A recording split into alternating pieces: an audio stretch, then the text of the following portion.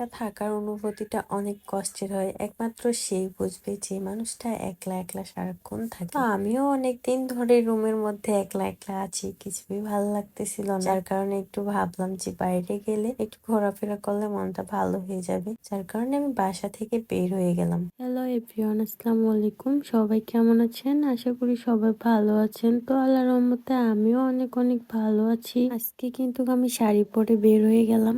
শাড়ি আমি অনেক ভালোবাসি, শাড়ি আমি পরতে ভালোবাসি। আমি তো যে কোনো শাড়ি পরতে পারি। এখন মাত্র 2 মিনিটেই শাড়ি পরে ফেলতে পারি। যত রকমই শাড়ি পরি না কেন, সুতি শাড়ির মতো শান্তি পাওয়া যায় না। আমার মতো যারা শাড়ি পাগল আছেন তাদের উদ্দেশ্যে কিছু কথা না বললেই না। শাড়ি পরে আমরা চিন্তা করি কোথায় যাব, কি করব, কিভাবে ছবি তুলবো। ইচ্ছা থাকলে অনেক উপায় হয়। যে কি সুন্দর দেখাতে খুব একটা টাকার প্রয়োজন হয় না, অল্পতেই অনেক কিছু করা যায়। ছোটবেলায় অনেক শাড়ি পরতাম আম্মুর, এখনো মাঝে মধ্যে আম্মু শাড়ি পরা হয়। মজার ব্যাপার, আমি নিজেও কিন্তু শাড়ি পরতে পারতাম না। কুচি উল্টো করতাম, হাঁটতে পারতাম না, মনে হয়তো এই না জানি খুলে গেল। কিন্তু না, এখন আমি 2 মিনিটেই শাড়ি পরে ফেলতে পারি।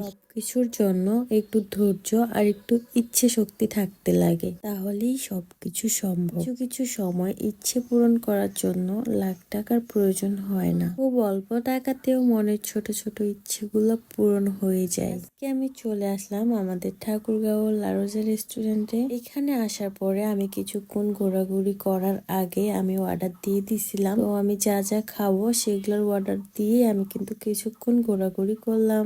রেস্টুরেন্টের প্লেসটা আমার কাছে অনেক ভালো লাগে। এই ভালো লাগা থেকে আমি এক জায়গায় চুপচাপ ভাবে বসে থাকতে পারি না। মানে আমাকে এখানে ওখানে যাইতেই হবে, একটু নড়াচড়া করতেই হবে, না হলে আমার মনে শান্তি নাই। ঘোরাঘুরি করতে কার না ভালো লাগে, আমাদের সবারই ভালো লাগে। আর এদিকে আমার খাবার রেডি। তো আমি অর্ডার করছিলাম Thai soup, chicken, French fry আর শেষে একটা কফি।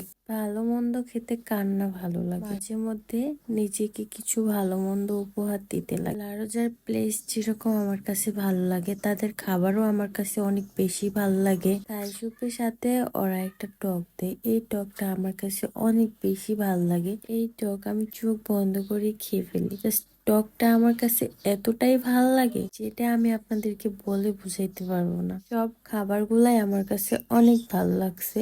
এতগুলা খাবার পরে চা বা একটা কফি না খেলে তো জমে না, এজন্য একটা কফিও খেয়ে নিলাম। আপনারা চাইলে আপনারাও আসতে পারেন। এই প্লেসটা সব থেকে আমার কাছে বেশি ভালো লাগছে। তো আমার কাছে মনে হয় যে এখানে ফ্যামিলি বা আপনার ভালোবাসার মানুষকে নিয়ে আসে কিছুক্ষণ বসে সময় কাটাইতে পারবেন। এই ভিডিও আমার কিছুদিন আগের, সেটা আপনারা হয়তো বা কয়েকটা রিল দেখে বুঝতে পারতেছেন, কারণ এর আগে আমি কয়েকটা রিল আপলোড করছিলাম এই শাড়ি পরে। রমজান মাসের আগের ভিডিও, তো এই ভিডিও আমার ছাড়া হয় নাই, যার কারণে ভিডিওটা আপলোড করে দিলাম।